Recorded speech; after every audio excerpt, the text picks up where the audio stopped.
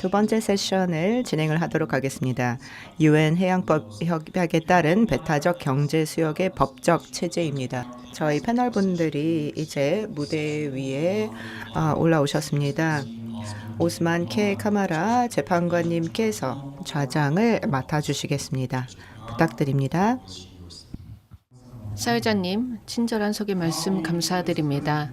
이 자리를 빌어서 대한민국 외교부 그리고 국제학술회의 사무국 측에 감사의 말씀을 드리고 싶습니다. 이렇게 훌륭한 회의를 주최해 주셔서 감사드립니다. 존경하는 전문가 여러분, 내외기빈 여러분, 이렇게 중요한 논의를 하는 자리에 오신 여러분들을 환영합니다. 이번 세션에서는 UN 해양법 협약에 따른 배타적 경제 수역의 법적 체제에 대해서 논의하게 되었고 이번 세션의 좌장을 맡게 되어 영광스럽게 생각합니다. 이번 세션에서는 현재 EEZ와 관련된 다양한 이슈에 대해서 다루어 보고자 합니다. 이는 해양법에서 매우 중요한 개념입니다. 간단히 말씀을 드리자면 배타적 경제 수역은 이 지역에서의 다양한 해양 자원을 활용하는 데 있어서 어업과 에너지 생산 그리고 수송에 관련해서 연안국이 관할권을 가진다라는 개념입니다. 이와 관련하여 우리가 인정해야 될 것은 EEZ와 관련된 다양한 측면들이 존재하고 환경 보호와 자원 활용 그리고 국제 협력과 관련된 다양한 사안들이 존재한다는 것입니다. 이번 세션에서는 이 분야의 전문가분들께서 견해를 나누어 주실 예정입니다. EEZ가 어떻게 적용이 되어 왔는지 어떠한 도전 과제가 있는지 논의해 보도록 하겠습니다. 이번 세션에 걸쳐서 여러분들께서 적극적으로 참여해 주시고 또한 열띤 토의가 진행이 되기를 기대합니다. 이를 통해 우리의 EEZ에 대한 이해가 개선이 되고 또한 해양 관련 법적인 관념에 대해서 이해를 잘 할 수 있게 되기를 희망합니다. 이번 세션에는 두 분의 발표자와 두 분의 토론자가 있고 다 마친 이후에는 청중 질의응답을 받도록 하겠습니다. 여러분들께서도 함께 참여해 주시기 바랍니다. 최소한 발표자분들께 25분 정도의 시간을 들여서 이후에 청중과의 대화도 이어질 수 있도록 해보도록 하겠습니다. 그러면 발표자분들을 모셔보도록 하겠습니다. 첫 번째는 지라딘 지라두 교수님이십니다. 파리 대학 사클레이에서 교수로 재직 중이십니다. 국제 공공법의 전문가로서 정교수로 이 대학에서 가르치고 계십니다. 두 개 대학에서 박사 학위를 받으셨는데요. 파리 1대학 그리고 카를로스 3대학에서 박사 학위를 받으셨습니다. 지금까지 국토 관련, 해양법 관련, 국제 이주 및 국제법 관련 연구를 해오셨고 그리고 아시아 태평양 지역 관련된 법적인 문제 제기를 하며 연구를 진행해 오셨습니다.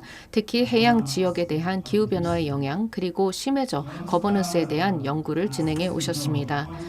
그리고 UN 고등박물관에 따라 국가망명법원에서 2012년에서 2016년까지 재판관으로 일하셨고 또한 국제법학회의 프랑스 지부에서 공동 소장을 맡아 오셨으며 그리고 국제법학회에서 케이블과 파이프라인 관련된 연구 소위를 맡고 계십니다. 그러면 이제 지라도 교수님께 마이크를 넘기고 발표를 듣도록 하겠습니다. 이후 다른 분들도 소개해 드리도록 하겠습니다. 그러면 발표 부탁드립니다. 존경하는 내외 기빈 여러분,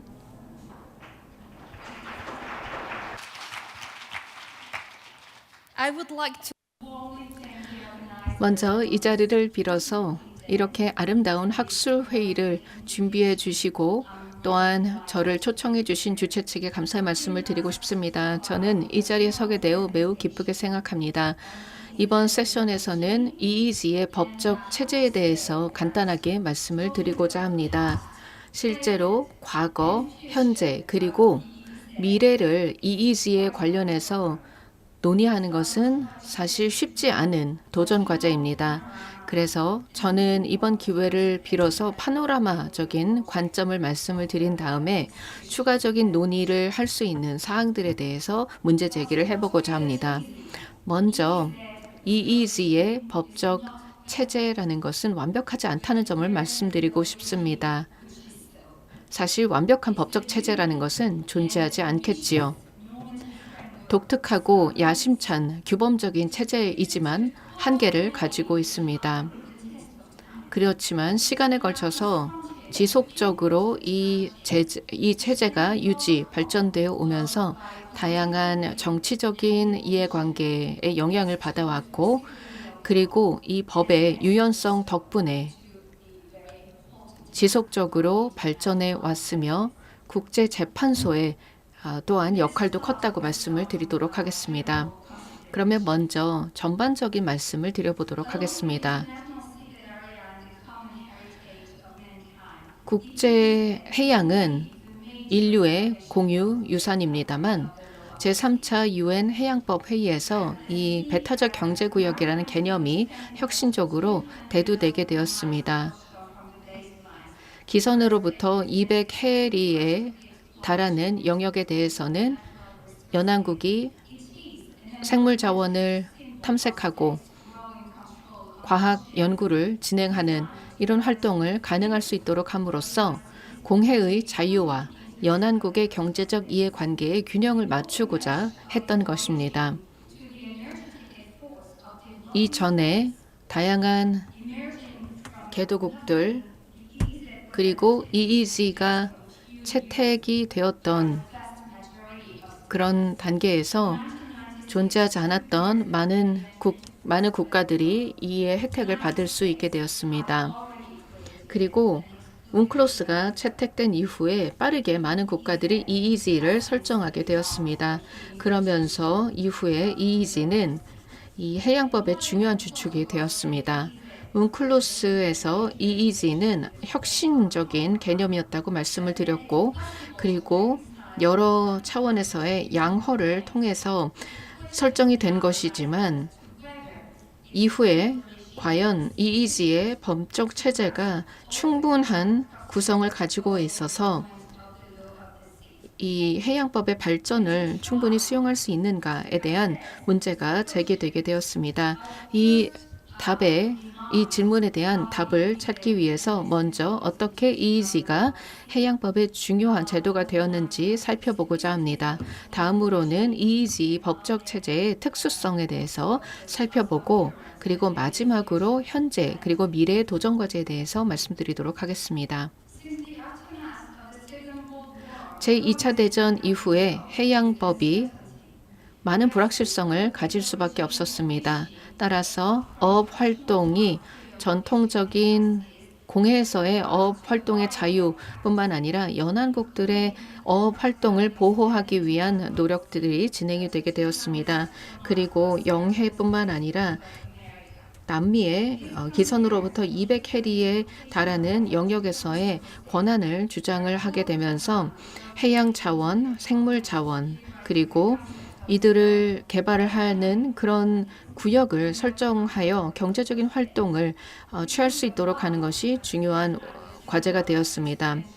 그래서 영해에서 좀 더 확장된 200해리까지 이 배타적 경제 구역에 대한 개념을 설정하게 된 것입니다.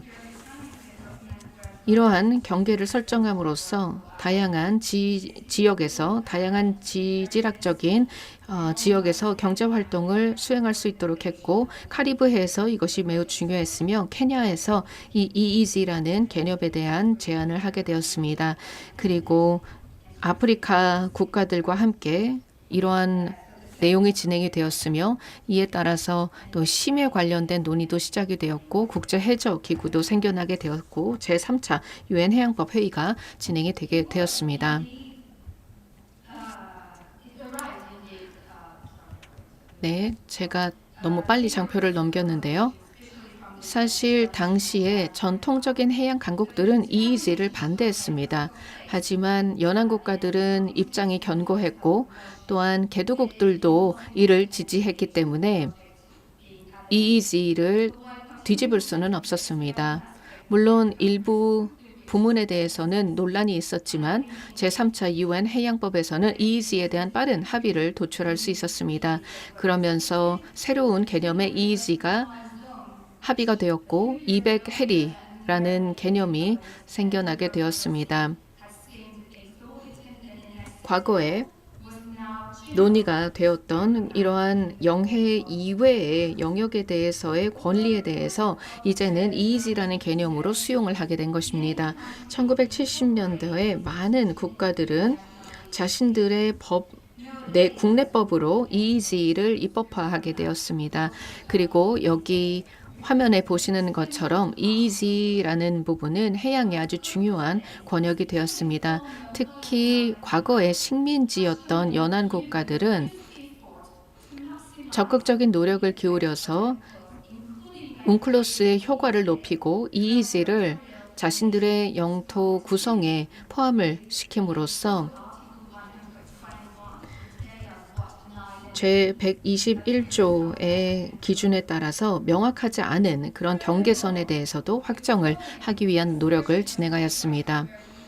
그리고 EEZ에 대한 경계를 정하면서 직접적으로 지정학적인 관계에도 영향을 주게 되었습니다. 최근의 상황에서도 볼 수 있는 것처럼 이제 국가의 해양에 대한 관할권이 확장이 된 것을 볼 수 있습니다. 따라서 태평양 도서 국가들의 영향이 가장 컸습니다.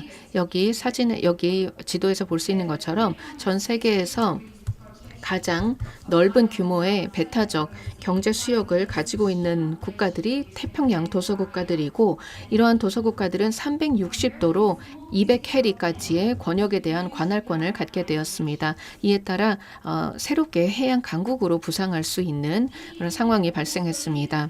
또한 EEZ는 어떻게 해양 구역을 나누는가를 운클로스에서 정의하는 것에 영향을 주었습니다. 다른 구역과의 EEZ의 관계는 좀 간단합니다. 하지만 대륙분과의 관계는 상당히 복잡하다고 하겠습니다.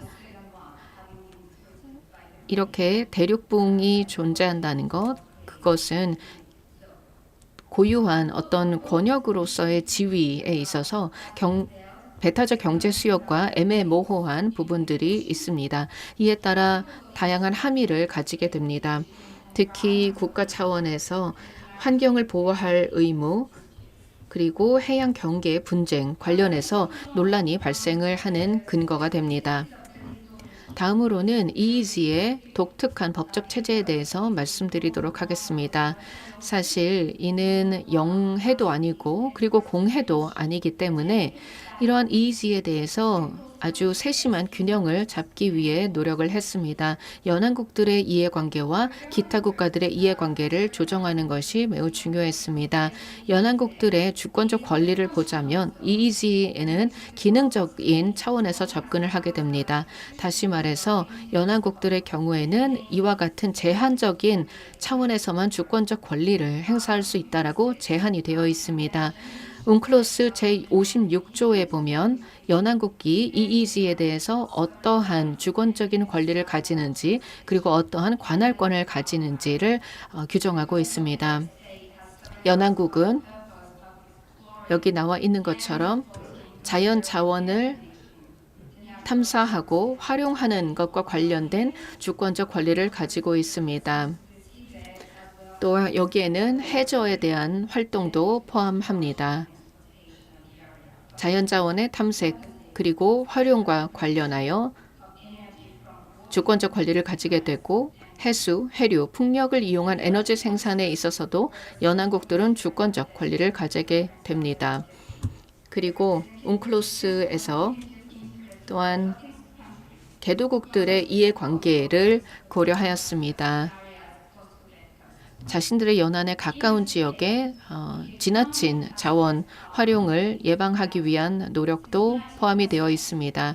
왜냐하면 90%의 어족 자원이 EEZ에 존재하기 때문에 해양 환경을 보존하는 것이 중요하며 전 세계적으로 어족 자원이 줄어들고 있다는 차원에서도 고려가 되어야 합니다.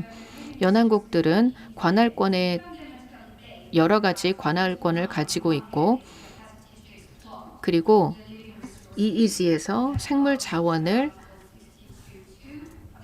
제62조에 따라서 활용할 수 있는 그런 권리를 가지고 있고 그리고 61조 1항에 해당하는 그런 요건을 맞추어야 합니다.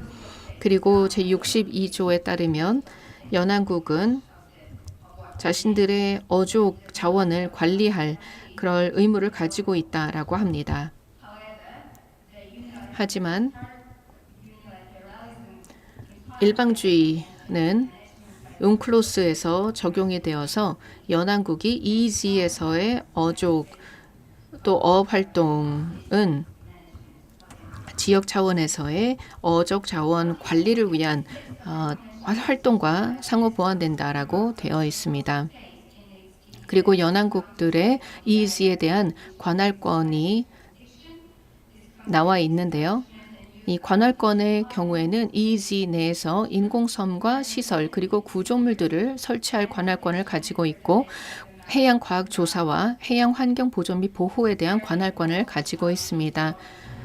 이러한 법적 체제에 대해서 최근에 많은 도전 과제가 등장하고 있습니다. 일부 연안국들이 인공섬과 구조물을 설치함에 따라서 이러한 설치에 대한 관할권에 대한 논쟁이 등장을 하고 있고 또한 해양환경 보존 및 보호와 관련하여 제56조를 제대로 수행하고 있는지 그리고 연안국이 이러한 활동에 대해서 충분히 관할권을 행사하고 있는지에 대한 여러 도전 과제가 현재 등장하고 있는 상황입니다.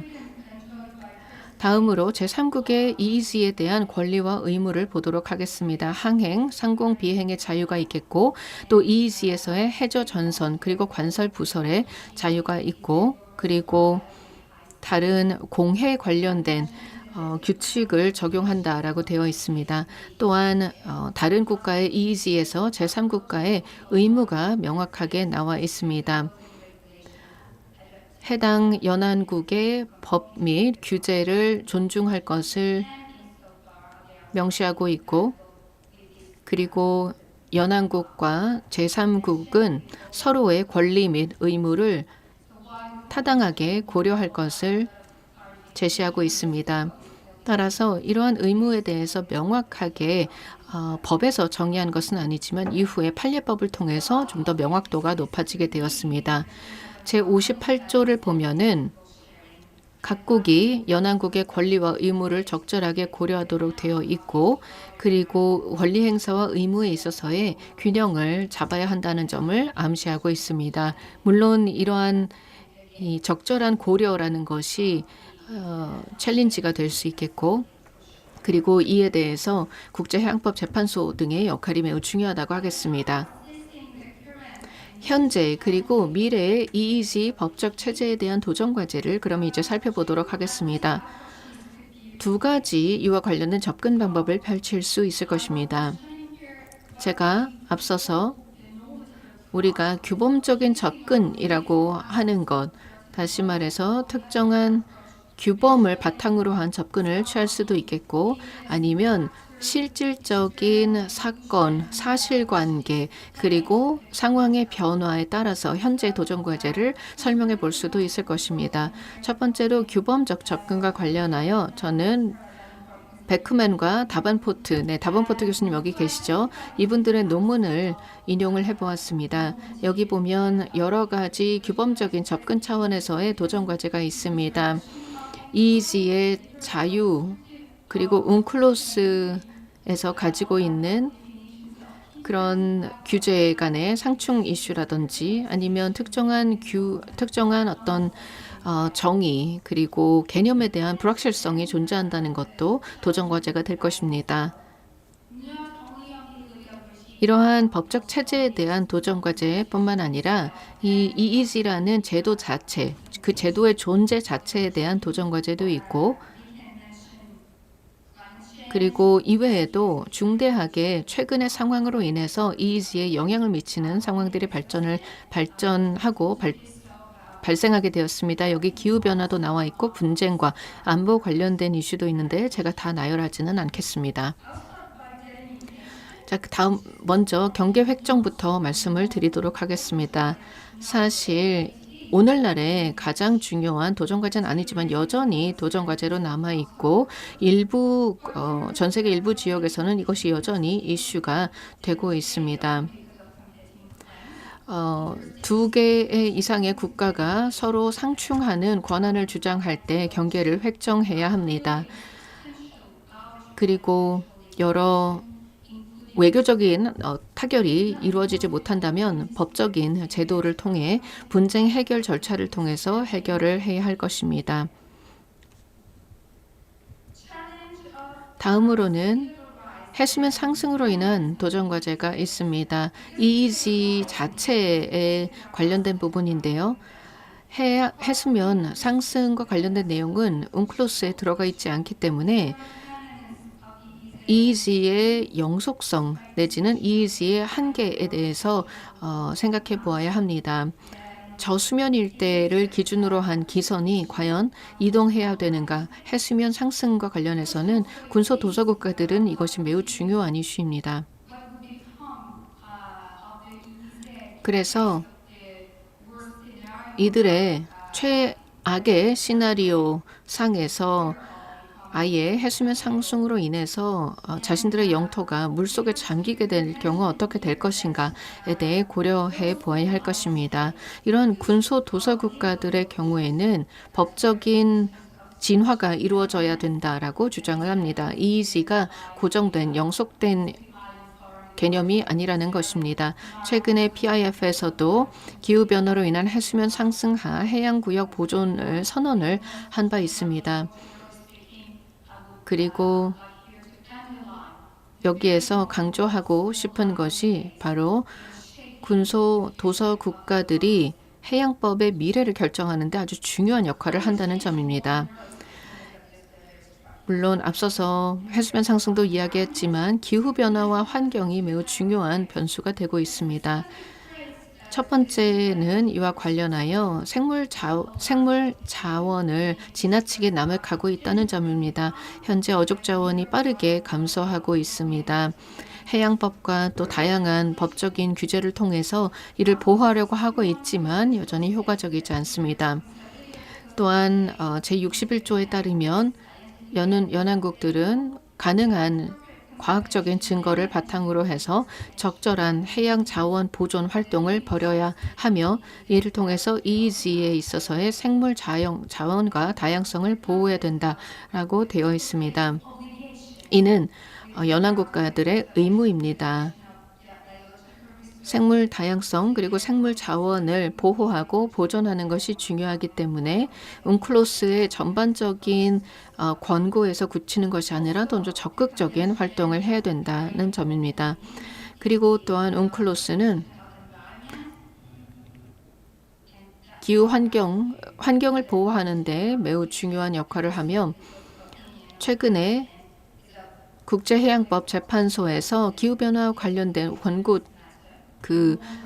해양 환경 보호에 대한 권고적인 의견을 낸 것이 매우 고무적이라고 생각합니다. 이러한 권고적 의견을 통해서 EEZ 법적 체제를 통해서 오늘날의 문제를 극복하고자 합니다. 현재 EEZ 관련된 복잡한 법적인 이슈들이 존재합니다. 그리고 이는 연안 국가들 간의 갈등을 의미하는 것이기도 하고 전반적으로 UNCLOS와 또 관련된 국제 법 및 규칙 조항들을 적용하게 되면 EEZ에 대해서 연안국이 가지고 있는 해양 자원 탐사 및 활용에 대한 권리가 제한이 될 수 있다라는 그런 사안이 있습니다. 따라서 연안국의 권리를 보장하면서 또 다른 여러 우선 과제들을 맞출 수 있는가에 대해서 균형을 맞추고 또 해양 보호 구역에 관련된 작업들도 필요할 것입니다. 그리고 해상 운송 또 교통 관련된 부분을 관리함으로써 해상 선박 사고 등으로 인한 해양 오염이 발생할 리스크를 줄이면서도 EEZ에서의 항행의 자유를 보장하는 것에 균형을 맞추는 것이 중요하게 될 것입니다. 그리고 심해저 탐사와 활용에 있어서 200 해리 이내에서 이러한 작용 이러한 활동이 있게 됐을 때 이것이 물기둥에 어떤 영향을 줄 것인지를 조사해 보아야 할 것입니다. 다음으로 에너지 전환이 이루어지고 있다는 점입니다. 전 세계 기후 변화 대응을 위해서 신재생 해양 에너지의 중요성이 증가하고 있습니다. 이러한 상황으로 인해서 굉장히 많은 이 에너지 수요를 충족할 수 있을 것입니다. 하지만 충돌하는 해양 활용과 관련된 이슈가 발생할 수 있으며 이러한 해상 풍력 발전 시설에 대한 접근을 위해 연안국의 규제 내지는 허가를 받아야 할 수도 있습니다. 해상 에너지를 EEZ에서 생산하는 것과 연안국의 주권 및 관할권 간의 충돌 그리고 다른 여러 인접할 서로 다른 연안 국가들의 이러한 에너지 발전으로 인해 충돌하는 그런 상황들이 발생할 수 있습니다. 다음으로 안보 문제가 중요해지고 있습니다. 안보는 EEZ 법적 체계를 이행하는데 그리고 법적 체계 자체에 도전을 주고 있습니다. 여기에는